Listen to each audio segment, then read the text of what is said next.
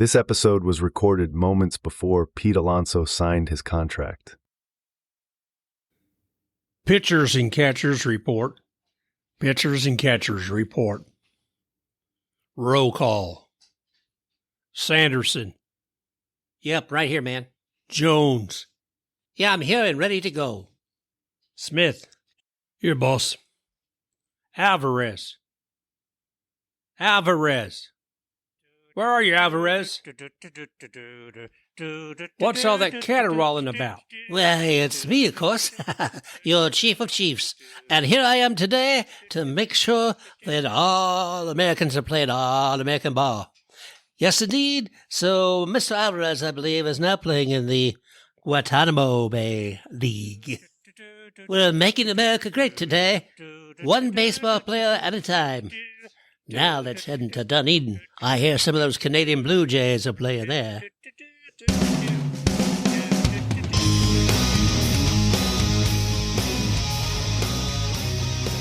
Welcome to Baseball Biz on Deck. I am Mark Carbon, and with me, of course, is Mr. Matt Germain. We're joining you for another joyous week of baseball and a crazy world around us. And there's some things that just can't be denied, Matt. Nope, that is a fact. Spring training's coming. It's one of them. We talked a little bit there at the beginning with pitchers and catchers report, and maybe we'll talk a little bit more about that later. But, ouch! I don't know. Well, I've got some stats I'll share with you later, Matt. But you know the world's changing around us, and I don't know where this came from today, but I was thinking of a date that I had decades and decades and decades ago. One of the first ones. And the thing of it was I was a manager of a small band called Macbeth. No, it was called Rock Bottom at the time. Okay. I love that name, Rock Bottom. Well, yep.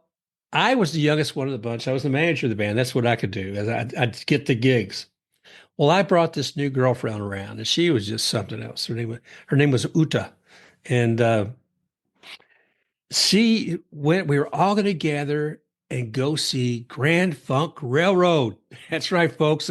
People, I have definitely dated myself. Mark Farmer, Little Eva, a Locomotion. That's those kind of songs. It was that was some time ago. But here's the fun part, Matt. Sometimes you're there with a lot of other couples, and you've got that one friend who's got the girlfriend. It's like, oh, good Lord, why is she here?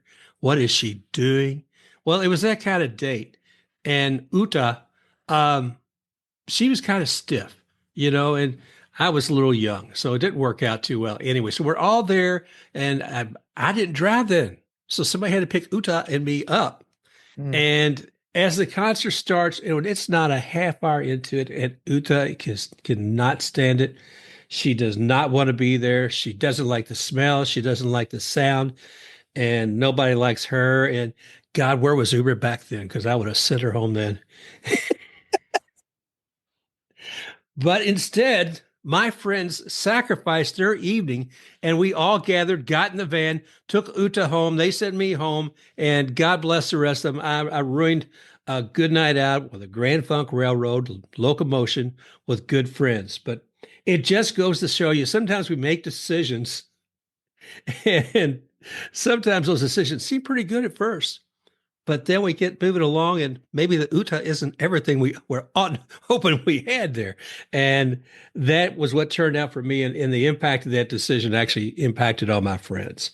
I think a lot of people may be experiencing something like their own Uta, who maybe they selected a while back and who's now the chief. And we have to reconsider some things, Matt. We talk about baseball in here, but we talk about life as well. And what's happening in the world. And there's a lot of ugly things happening right now from the executive branch of the United States. I'll say it out loud. And who's standing up? Who's speaking out? Who's being squelched? There's too much of the squelching going on, and there's too many people who've been shy and walked away. And I'm not going to point enough fingers because I think people can tell what's happening, and I'm not going to say who's heroes and zeros. They talk about Jim Acosta walking away from CNN the other day. I don't know enough about Jim to say whether it was an outstanding person. It was a very great decision.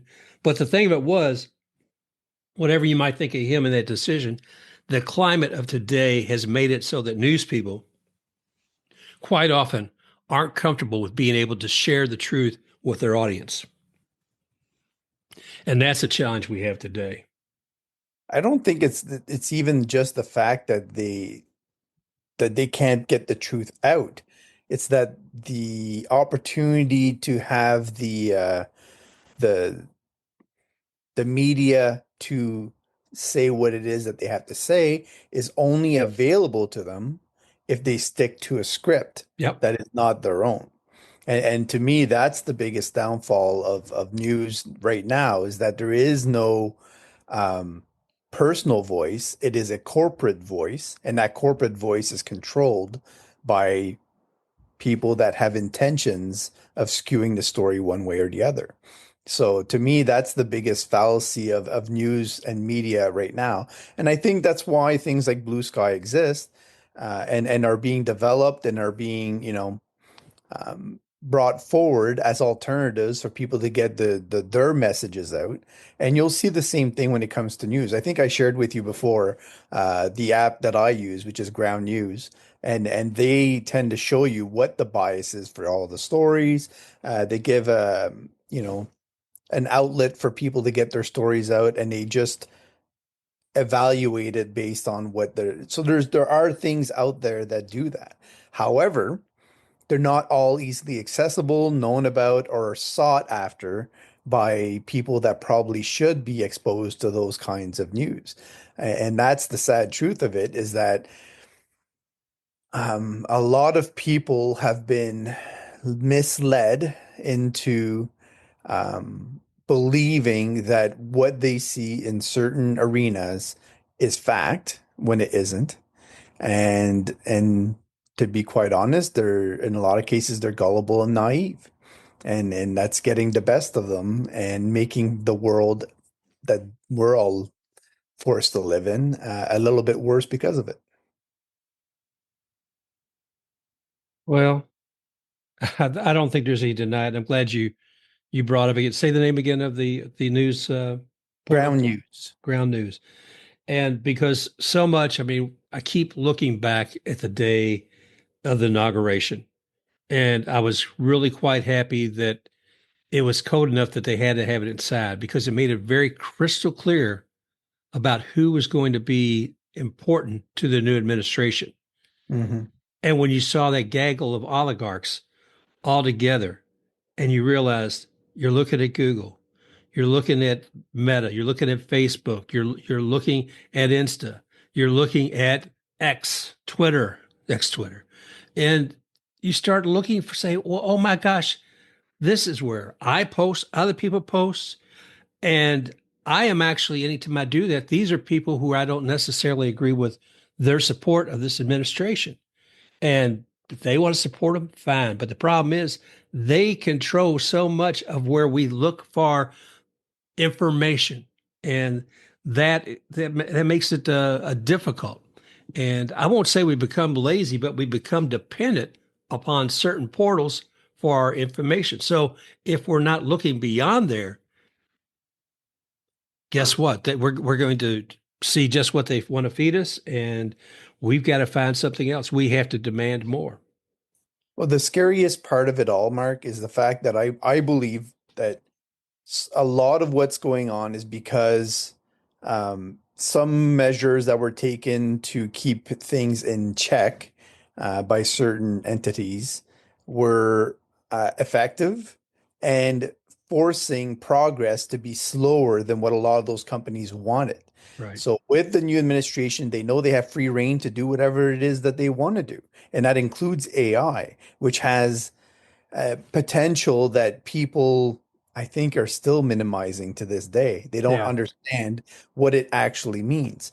And so when you're able to take all of the regulation away from that and allow it to be free flowing as you want, all of the sudden, and especially this applies for Elon Musk, it applies for Meta, it applies for all of the companies that are delving into AI and Google on top of it, and to the point where even they will not be able to control what comes out It's like letting the genie out of the bottle. And who knows, maybe AI will become the savior because to be honest, I know the human beings are having a hard time getting that one together. So maybe there'll be some common sense that comes out of an AI, but I think we all know that the truth is, predicting AI is fallacy. Like there's nobody that can say it one way or the other. But yeah, I think, like I said, the interests are so great and beyond or even our comprehension because only they have the data to know what exactly that means. Yep. But it's what's driving them to let go of all of their ethical boundaries and just adopting this mass. Like when they say people on their own, like you put one of those people on stage and you start asking them question in an interview, they will be nice as gold. They will be, all this and that and yada, yada, yada. You put them in a group, all of a sudden they're completely different. And then I firmly believe that once they all jumped on board, it really it went haywire, to be honest. The thing of it is being willing to recognize that maybe if you're that nice as gold person, and then you allow yourself to get involved with this group, and then you realize, oh my gosh, the elementary parts of myself, I have changed, and that does no longer hold with the precept I had before, whatever philosophies, whatever humanitarian ideas I had, they're gone because now I am part of this group. And sometimes we just have to step back, folks. There's a challenge I've seen, you've probably seen this too, Matt, where someone will hire an individual into their group. And that manager who hired them, he's proud as punch of them. And then the person just doesn't really develop. They don't deliver. And that suddenly the manager's like, my numbers are kind of sucking, and it all really starts with this fellow over here, the guy I hired. But I hired him. And by gum, I got to stick with him because my boss is looking at me and saying, "Is he doing okay down there? Did he make a bad decision?" And it's hard for people sometimes to extricate themselves from difficult decisions that they've made and say, "Hey, guess what? I got to cut this loose. I got to cut." In other words, if you're talking about this hiring position, you got to cut that guy loose. Well, we need to cut some people loose. We need to cut some ideas loose because that are weighing us down, that are not being effective for people overall. If you have a humanitarian attitude about helping people, the current administration of the United States is not of that same attitude, at least by none of the actions I've seen. None of the people that are being put in a position to be heading a cabinet. And God save us all if we don't speak up and if we don't take action and say, guess what? We, the people of the United States, expect you to represent us. We, the people, expect you to treat people fairly. We do not expect you to say, oh, we're going to help keep prices down. We're going to charge tariffs somewhere else. And then, oh, the American people, they'll be okay with increased prices for a while. These are not the decisions any of us, or I should say the results many people expected would happen. But they're here, folks. It's time to speak up. Yeah, there's just too much pain, and I can point to it in a million different ways, Mark. Like your healthcare system is completely shattered. Never mind broken. It's a third world nation, that could have a better healthcare system than the United States, simply because, so many millions of people go broke annually trying to chase down their medical bills. And that's one example. Homelessness is another example. The caring for each other. So, when we were talking about the silliness of Canada joining the United States, and I'm like, okay, well, if you do that, then you have to come up here, you have to give us a hug when you come in, and then you have to admit that you care about the people in the room and that you're going to help take care of them. And then you have like all this stuff that really, should be automatic and should Yeah. be part of your daily lives. I think, there's going to need to be a lot of healing at some point through all this silliness that's going on and things that are ramping up. And I really truly hope that the silliness ends quickly enough so that you guys can get there and actually look in the mirror and wonder why this is happening. Because there's always this is a symptom of a system that drove people to be this angry to act out by electing a perversion of a person that should never be in charge of a group of any people based on Agreed. what we all know. So in that case, you have to look at what drove that. So you can point to a lot of different things, and I'm not going to list them all. I think we know them. But journalism is part of it, education is part of it, the talking about politics and what it means and what you're voting for, why you're voting for it, why helping your neighbors might be better than ostracizing them. A lot of different things that are in the mix. Like you ever go out and wonder, okay, Mike Trout's been on the Angels. I'll bring it back to the baseball, right? All right. So he went at it alone. He said, "I'm sticking with the Angels. I'm going to do it on my own, and we're going to get to the playoffs. I'm going to sign a contract. No, I'm not going anywhere else." He had the opportunity to jump to the Phillies. He said, "Nope, I'm sticking on my own. I've got my money. I'm happy. I'm whatever." And is he happy now after all these years being Jeez. alone, right? Just as an example. So there's a reason that trade barriers have been systematically brought down by generation and generation. I remember the first George Bush. I remember the second George Bush. All of the agreements that were signed, the free trade agreements, and I studied business. I know it works. Breaking down trade barriers works because everybody benefits. Certain countries do some things better than others, and the Indeed. more you drive down those costs and are able to divert energies to other things, the more the whole of the production is better and everybody ends up better off. There is nothing good about an isolated system. The United Kingdom were the last ones to have a very, very tight monopolistic system, and they almost went belly up because of it. And people were so angry that they eventually, just blew it up. And that's when you had the free system come out of it. And you know, there's a lot of lessons in history, and I think we need to revisit it Oh yeah. and not close libraries and not shut out books and not take women off of the records or whatever it is that they're deleting now. They need to promote and revisit and learn and just make that the driving force of this next generation. Hang on to those printed books, folks. The digital ones might disappear. No, okay. Come to Canada, we've got them all. All right, man. Oh, well, Matt, okay. Thank you for indulging me for a few moments here, but I am serious about us folks in the United States need to really stand up and step up.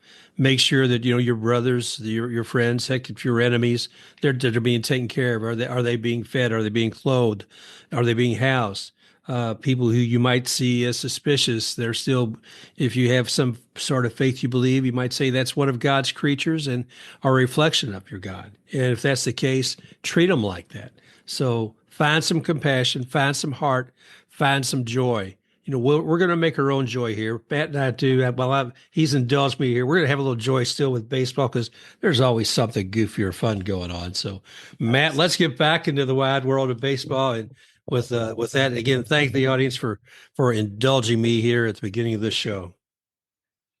It's always a lot of fun to kind of look at different things just because you're not pigeonholed into one thing. But yeah, the funnest thing I can think of right now and going on in baseball is spring training is coming. People are going to start showing up pretty soon, and there's still so many people without a home. And I just keep Yeah. like I know last year Blake Snell was pretty frustrated with Scott Boras, right? And so it just, I don't want to say it's comical, but it's just so obvious that whatever he has suggested to people to follow, they just have not hung on to and bid on to. So Pete Alonso, as an example, find me a home for Pete Alonso. And outside of the ones that are being named, because it's not going to be one of those. If it was going to be, it would have happened already, I Yep. think. So where you're Pete Alonso, You have a home in Tampa. You kind of travel around. You do your winter thing. You had the opportunity to sign 150 million. You're trying to save face basically at this point. You're trying to continue playing first base instead of just DHing. Where do you go? Yeah. What is that home? We've said it time and again about Tampa, but they're kind of heavy there. You got Yandy on first. He does DH, and I know that, like you're saying, Alonso needs to expand beyond that because if he's seen only as that, it reduces opportunities for him. So I haven't looked enough at the Marlins to see if. Oh, if he goes to the Marlins, Mark, I don't know. I'm talking about a competitive team. Oh, oh, oh! I thought we'd making the Mike Trout of the Marlins. Oh, Isn't that bad? I know jeez. Lou's out there somewhere squirming. Uh, Yeah. yeah, I No, was thinking more like the Reds, for instance. I would Like, love to see it. yeah, the Reds, they've got Tito showing up. I don't know what their finances are like. But to me, that ballpark, are you kidding me? Is there any better ballpark for Pete to go and rebuild his value? He might hit 50 home runs in that park. I'd love So to see they that. have a fun lineup. Like they have a very, intriguing and yeah, I think he would really take off. It could even be a 1 year deal. He wouldn't even have to sign two or three and then go on from there, right? Well, I mean, that's kind of what Snell did I mean? Because it got to the point Yeah. where he was pushed to, if spring training had started, and I don't think paperwork had been signed yet. Yep. So Boris got him something short term. Right. It wasn't going to completely lose face, but at the same time, it wasn't going to be the deal that he wanted or Snell wanted either one. So, yeah, I think you're on point with a 1 year contract with Alonso. And I would love to see him with the Reds. See him and Ellie De La Cruz do their little thing out there, man. You can see Ellie run those bases and Pete hit the home runs, bringing the rest of them in. Jeez, that'd be great to see. It would. Mm, And the other one is Alex Bregman. And I don't like people keep talking. I listen to MLB Network Radio in the mornings and they're talking about you know, giving him a 6 or 7 year deal. yeah. I mean, that's just too long. At some point, teams have to realize like the length of people and the reason. So right now, the health concerns are forcing Alex Bregman to move from third to second. Does that sound like a guy you want to sign to a 7 year deal? It was the same thing with Carlos Correa, right? Where you had so I and then they're talking about if they bring him back to Houston, they might put Jose Altuve in the outfield. I'm Mm, like, I don't know. Like that's just too many moving pieces. What's Jose Altuve? He's 5'7", 5'6". He's gonna run enough in the outfield to cover all that ground, and yeah. I don't know. Like that's I mean, he's a fast little dude. Don't get me wrong, but I expect that in spurts. I don't expect that in how many yards you have to run in an outfield to get from center to left or whatever it may be. Geez, I mean that's a whole other pickle for. I couldn't Well, and he's imagine that. also aging. He's not a young guy anymore. Like he's 34 years old. He's going to be 35. Like that's, you know, that's a lot to expect for somebody that's played second base their entire career to learn a new position. You're on the opposite side of the field all of a sudden, and then you're in the outfield. You have to, I don't know. He's a good athlete. Like, yeah, don't get me wrong. Like, I get he could be viable. He wouldn't be Manny Ramirez out there, but but I think it's interesting. So when I look at the whole thing with Alex Bregman, obviously he's going to require a little bit more oomph. Like he's not going to settle, I don't think. He doesn't come across as the type of person that would do that. Right. But I'm sticking with the fact that the Phillies are not satisfied with Alec Baum. To me, the solution overall is for the Phillies to trade Alec Baum to the Red Sox, who get the third baseman that they're looking for. And then or Devers goes to first base, then they can trade Casas. Then Alex Bregman signs with the Phillies. And then they have Bregman on one side and Bryce Harper on the other. I just think he would be the missing piece for the Phillies to finally click a little Yeah. bit. especially when it comes to the playoffs. Alec Bregman's a great performer in the playoffs. Dave Dombrowski's the kind of guy that will make a late move like that. Like that would, decide to push all the chips in. He's made really solid moves this year in terms of solidifying their pitching. I just think he needs that one extra piece to help boost the lineup. And Nick Castellanos is kind of, getting longer in the tooth. Same thing with Schwarber. So Bregman would be that kind of guy that could revitalize a little bit of their lineup uh, and get them to that next level. I don't know if Alec Baum would actually, be better in Red Sox or somewhere else, but I just think he's tradable. He's somebody that a lot of teams would have interest in, uh, and I don't think they'd have a hard time moving. I'll be curious to see how that winds up, Matt. You mentioned a name though just a moment ago, Max Scherzer. Yeah. Woof. I mean, this guy is legendary, but I was really curious to see what was going to happen with him. And he's wound up lining up there on your side of the border up there. And wow, geez, I can't believe it, man. He's with the Blue Jays. And I don't know where I thought Max would wind up or if he would wind up, but there you go. We're talking about having Brent Carty from the Carty Show on here in a couple of weeks talking about the Blue Jays. But what were you surprised when you saw Scherzer come to the Blue Jays? I'm not, but it be mostly because of this, and I think we've talked about this a lot. Like a lot of teams, when you start looking at their starting pitching now, seem to be leaning towards a six-man rotation. I don't know if it's just me. I might be wrong. We'll see when spring starts. Maybe some things line up. Maybe they're just predicting some injuries or. But I think it makes too much sense now. Like teams have had enough um, really terrible injuries and really a lot of plight when it comes to keeping guys healthy. They have to try something different. Yeah. And it's funny because I look through all the minor leagues, over and over and over again. And in the Rays system, it seems evident to me that all the way through the system, they could go to six-man rotation easily. So, and it looks like, just looking at it right now, that they're leaning that way. And when you look at the minor league schedule, it's 6 games that they play in a week, right? And then Yeah. the seventh day they'd have off, which is what I suggested 10 years ago. And you can look up the transcripts.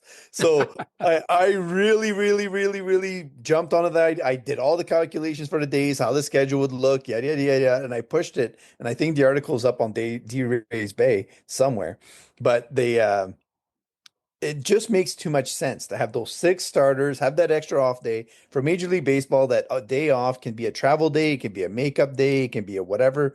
But at least then the media get time to hype up the games and the series and to digest where things stand Right. and then to move on from there, right? But the six-man rotation then pretty much sets you to have guys for certain days of the week.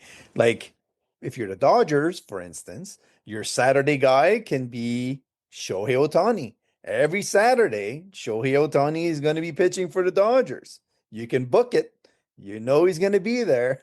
Your Sunday guy can be Tyler Glass now. Whatever pitcher you want to pick.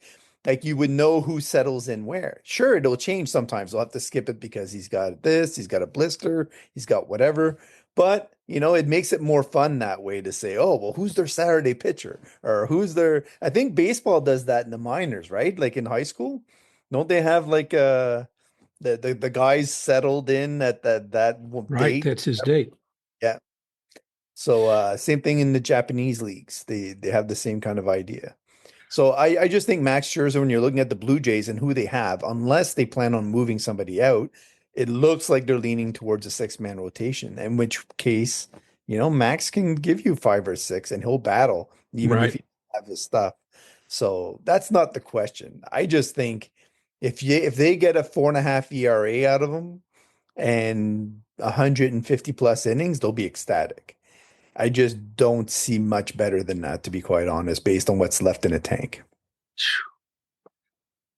I'm going to tell you what we're talking about Scherzer, talking about the Blue Jays, and players get maybe a little long in the tooth. When mine runs to a certain X-ray, and that's Kevin Kiermaier. Hmm. And I found what happened with him at the close of last season one of the most fun things I could think of for a player. He'd been with us for all those years. He took a job with the Blue Jays, and he was ready to retire, said as much. And here comes the Dodgers knocking on the door. Yep. The man moves from Tampa to Canada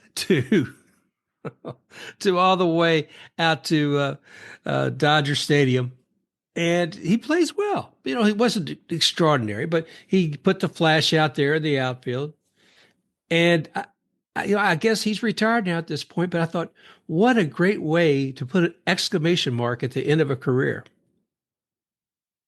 So I know the Rays are relatively still a young team, right? Um, do you think they will ever consider retiring his number? Oh wow, geez, just on marketability alone, they should because of what he did. I could tell you when I worked at the Race Stadium during the games, there was no shirt that was sold more than the ones that had Kiermaier's name on the back of it. The excitement that he brought to the game is such. His commitment to completely demolish his own body in pursuit of catching that ball and to be able to deliver the entertainment factor and pizzazz in which he did catch those balls. I think that alone, yes, I do believe they should retire his number. I do. Just because there aren't, unless you're talking Ricky Henderson or Andrew Jones or a couple of other ones, he's in a handful of the top defensive center fielders Yeah, of the last two, maybe three generations. Like that says a lot. Like that's to me that yes, he made it his staple when he went to Australia when he was a prospect and he worked on his defensive abilities and he made that his mission for his entire career. The confidence he had, and we've seen it, stealing balls from Randy Arozarena and doing this, and doing that. Like his confidence, you could not add a drop of confidence to his cup or he would have overflowed. yep, yep, Basically, is the way it goes.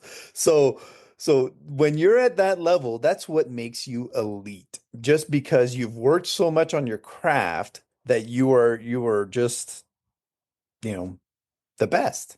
So defensively, he did that. If he had done the same with his hitting, oh, if he had yeah, taken that same attitude to his hitting, it would have been really interesting because we talk a lot about this guy, Chandler Simpson, coming up, right? oh Who yeah, likes to just put the stick on the ball and let his speed work for itself. If Kevin would have done just that, he could have been a Hall of Famer. That's what I believe, is that just high average, he would have gotten on base a heck of a lot more than he did, and then he would have been able to steal a lot more bases than he actually did. I think he had a chance to become a Hall of Famer just yeah, because his stretch of dominance as a defensive center fielder was longer than Andrew Jones's. So if that's the case, and then you add that hitting ability, yes, Andrew almost hit 500 home runs as well, which definitely helps.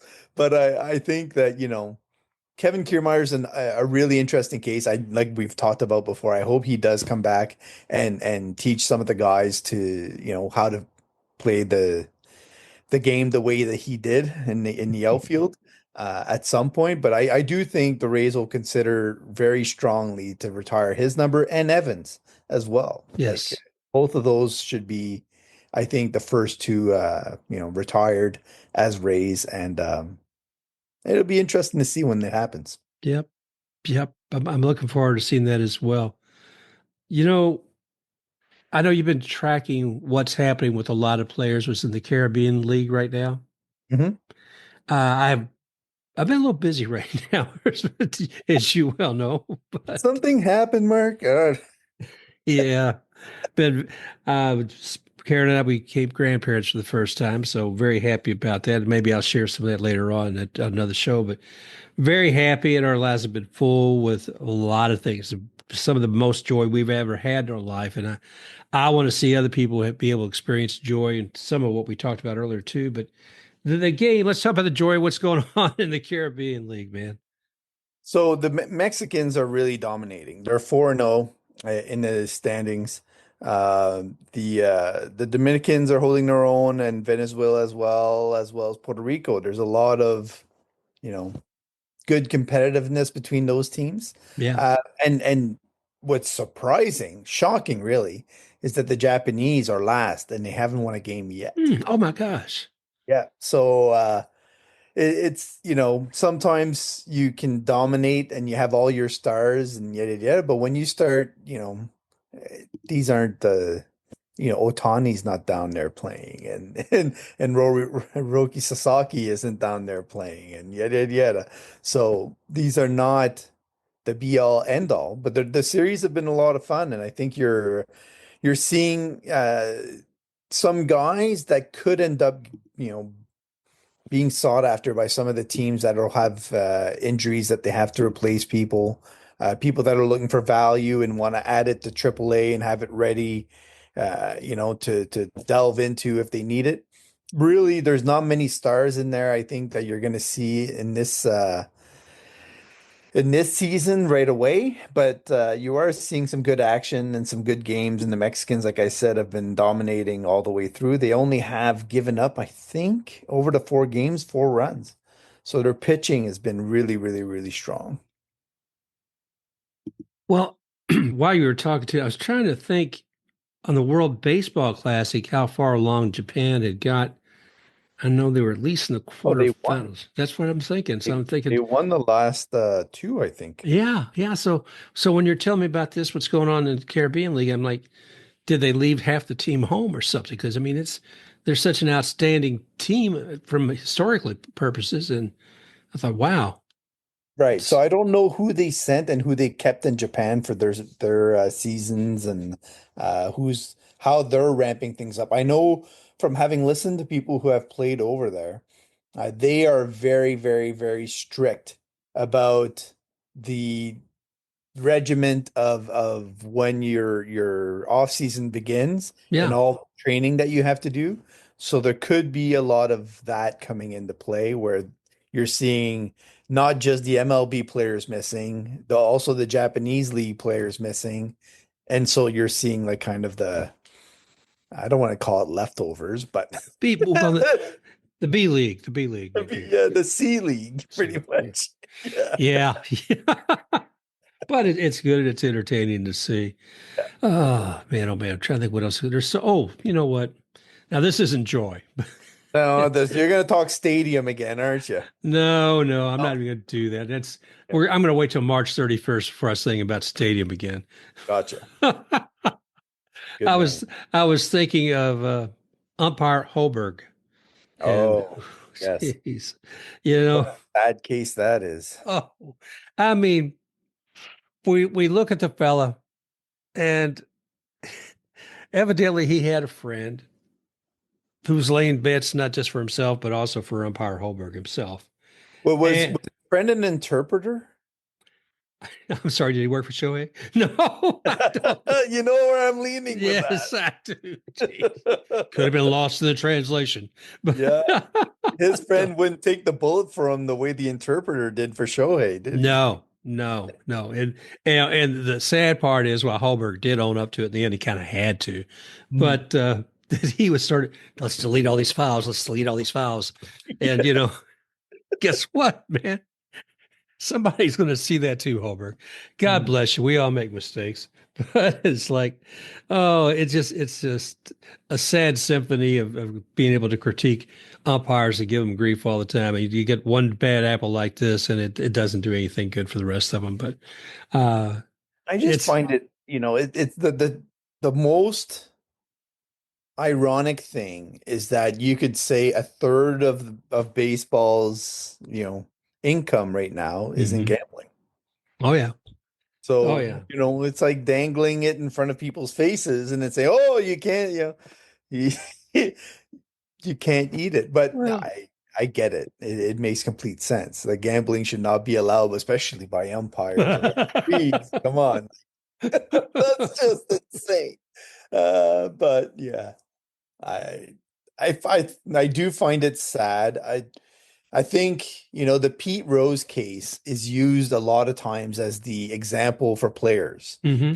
He had the entire case that you could build to be in the Hall of Fame, and he never got there. So now MLB is able to use that as the example. Look, this is what we're willing to omit from the Hall of Fame if you do this. This is how bad it is. This is like the one rule you do not want to break. You can get an NDA for a lot of different things. You're not getting one for gambling in baseball. So the umpires now are going to be able to use this guy as that example because he was so awesome at his job. Like his record as an umpire, he was one of the best.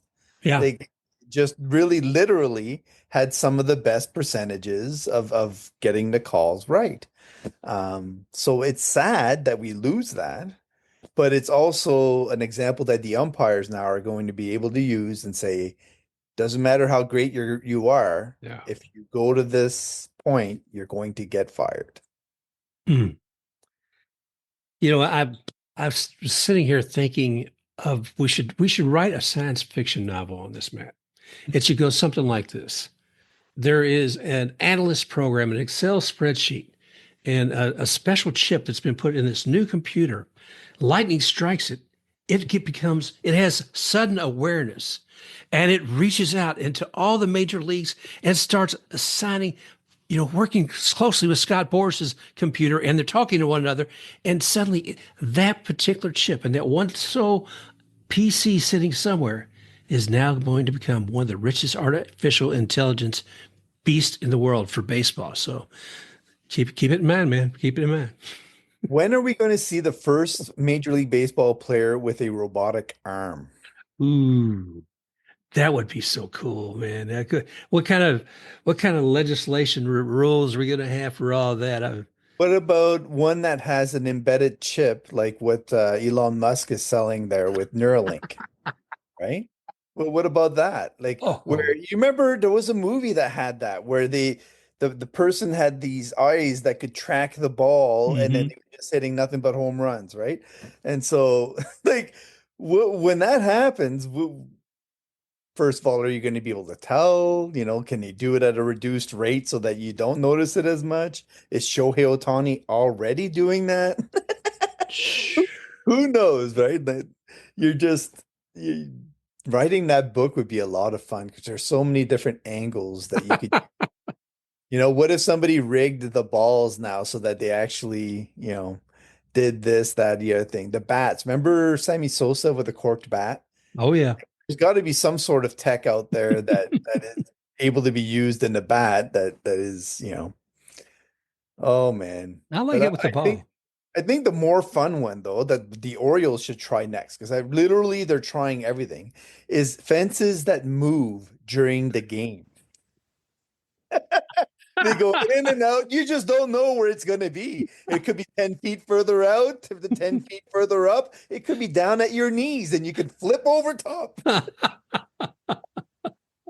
It's like a moving thing. So the crowd is into it. It's almost like a wave.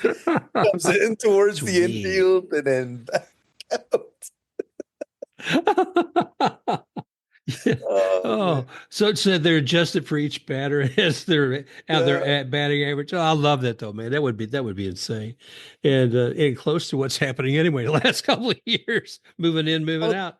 how about this? The MLB says, okay, if you're an expansion team, you're bidding on a team, you want to be one of the 32, you have to have a field where every game it has the dimensions of one different MLB field. So one game it's Fenway, the next game it's Yankee Stadium, the next game and so you have to adopt all of those 30 teams just so that everything is even. Oh, I know some architects we need to get this plan to, brother. Get some engineers in line. Oh, Yeah, that'd take a while. oh, well, I tell you what, Because you gotta have goals, Mark. You gotta have goals. well, I've got my plan for my 150-year-old body and the cyborg body, already because I see myself playing the game then because I can't play it now. But when I'm 150 years old and I'm in that cyborg body, look out. way to go. It's the way of the future, Mark. Oh And if you're yeah. not a cyborg and you want to play baseball that way, you can always play video games. They're free. They're out there. And you can be as elite as you want, There Mark. you You can go. crank it up. You can even cheat. You Damn. I know what I'm doing tonight. Yeah. right. I'm gonna beat up on the Angels and Mike Trout. Oh, I do have a fun fact though about the Angels, which I kind of like. Tim Anderson signed with the Angels on a minor league deal. And I've always said that if Ron Washington got a hold of Tim Anderson, I think he could sort him out. And so I'm very interested to see what he does with Tim Anderson, just because I think his steadfast hard work, dedication, and lovability that he gets people to buy in will rub off well on Tim Anderson and get him back to his well, I don't know if he was all-star level, but he could get close to that again, I think. I So that think was an interesting one I saw recently. I think that's a point worth, tracking him almost at least a couple of times a month and seeing how things are going with him. It ought to be Right. almost a regular point to observe. Wow. Oh my gosh, brother. Well, we found some joy. You did. You gotta dig, but you can find joy all the time. Um, do you think the mood for spring training and the season is going to be better than it is for the first part of what is going on in the world? Or do you think that what is going on in the world is going to really have a negative impact or a significant impact overall on how those stadiums open, how the players come in, how people are treated in those stadiums? Like I'll draw a parallel, right? So one of the things the NFL is doing is preparing the fields for the Super Bowl, and they took out the end racism that was written in the end zone. Hmm. They Wow. really, it's like, Wow. why would you do that? Jeez. Boy, you talk about being either fearful or you're falling in line. I'm not sure which, Well, or you're a both. player of certain races, certain things, and you're in that Super Bowl. And now you're playing that game with that knowledge in the back of your mind. I don't know if they take offense to it or not. Like, when did it not become important to spread that message Yeah. anymore? So like I'm just saying, like in No. terms of like the start of the season, because to me, spring training and an opening day. I skipped every day of school opening day. I skipped school. I would go ride the bus, ride the metro, go to downtown Montreal, go watch the game with my friends, and that was our thing. It didn't matter, you know, what classes I had, what exam was coming up. Always, always, always skip the first game. It would be 55,000 people in the Olympic Stadium, and the cement was shaking and the cracks Wow. were getting bigger. But there was always a buzz and a sense of excitement. Everybody is 0-0, and you don't know what's going to happen. And to me, that's, we talk about joy and finding joy. That's the joy that a lot of people feel after 9/11, that first game when they, had the whole Mike Piazza thing. And there was a lot of healing that happened in that game. So will baseball do that again and start the healing process up? Or will that cloud still be hanging over things and dampen the mood for the season? I don't know. It could go either way. It could. Let's I think people should state their voice. They should say their voice. The people who want to take a knee, respect. In the past, I know people who were always upset. I can't remember the football player's name who started that years ago. I thought, Colin yes, Kaepernick. yeah, thank you. And I understood their people's anger about it, but at the same time, I thought, you live in this country, you talk about free speech, this is part of it. You don't have to agree with it, but by gum, that person should be able to do that.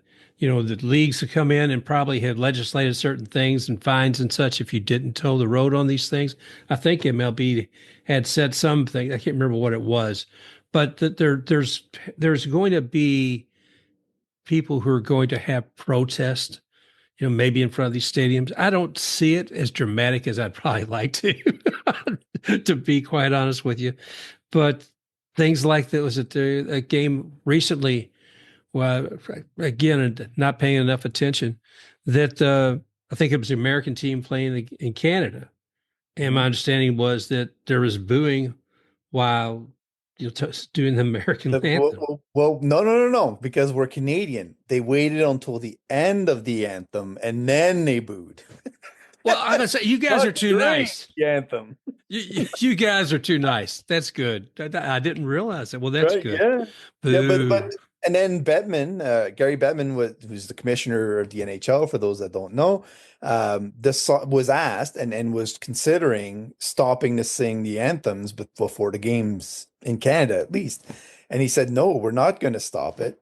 And we're just going to keep going. But the message has to be sent. If some people are under the belief that Canadians want to be erased from history and become a different country, they're showing that no, they do not want to become a new country. They are happy with the way things are. Not everything. Who is? We all have our issues and crosses to bear and things like that. But the focus is more on making it known that you're not happy with certain actions that other people are taking. That's all. It wasn't a disrespect. I think we've always been in agreement that the two countries are stronger together. It was true in World War One. It was true in World War Two. It was true in Afghanistan. It was true throughout the history that I remember. So there's no need to change things. There's no need to get into any kind of silliness. I'm with you, my brother. I'm with you 100%. So I don't know. Like I said, I expect there be some people who speak out. There'll be questions asked that some people will be uncomfortable with, and thank goodness for that. Hopefully that stimulates discussion and look for the truth and look for a way to make things better for everybody. That's what we want. That's the ideal. So hopefully the audience here is getting some of that themselves and working all together, folks. So we appreciate that. That's right. And then the last thing, Mark, I'll just finish it on this tonight. We know that we're going to have to buy TV packages and watch the games. And I want to know, like, the panic that ensues people when opening day comes around. They're like, wait a minute, where am I watching the game from? And then they realize, oh man, I have to buy a new package. So it'll be fun to see how many teams are fully sorted out, because I think there's still a few that need to be signed. So you put something preliminary on that on Blue Sky, didn't you, Matt? A while back, yeah, I think. a few weeks back. Yeah, we'll have to find something else as it comes updated. Make sure we put it up on your Blue Sky, and I'll promote it on it here as well. Right. But geez, I'm befuddled each year about where I'm going to be able to find my team and how many different sources. Craig Calcaterra, we're going to reach out to you, buddy, because we know you know a lot about how this insanity comes together in the wide world of the industrial baseball biz. So anyway, Matt, I have nothing else, but thanks for sharing that and making me just go that much more crazy or think about where I'm going to be able to watch my shows, my games. We'll guide you in the right direction, Mark. We'll give you that stick that you got to poke around, left and right and try to find your way. So that sounds great. Okay, man. Thanks again, brother. And thank you all for joining us here today. It's always a pleasure. And look forward to talking to y'all again next week. Just a reminder, you can find Matt at matgermain.bsky social. That's at mattgermain.bsky.social or Mark at baseballbizondeck.bsky.social. You may also find Baseball Biz on Deck on iHeart, Apple, Spotify, Amazon Music, and at baseballbizondeck.com. Special thanks to XTakeRUX for the music, Rocking Forward.